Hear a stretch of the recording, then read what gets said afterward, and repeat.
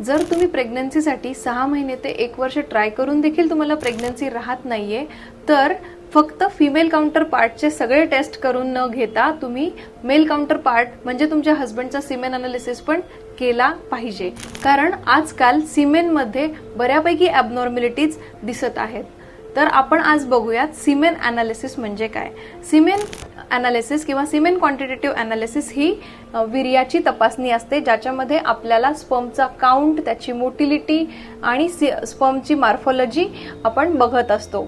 Semen analysis करताना तुम्हाला 4 ते 7 दिवसांचा ॲब्स्टिनन्स म्हणजे सेक्शुअल ॲक्टिव्हिटी थांबवण्यास सांगितले जाते.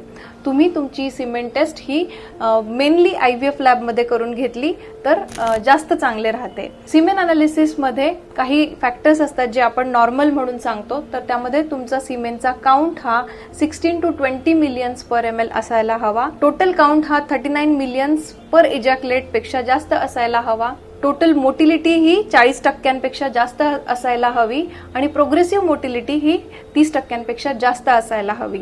आणि जे नॉर्मल स्पर्म्स आहेत, नॉर्मल फॉर्म्स ऑफ स्पर्म हे 4% जास्त दिसायला हवेत. हे सगळे असेल तर नॉर्मल प्रेग्नन्सी किंवा नॅचरल प्रेग्नन्सी राहणे शक्य होते.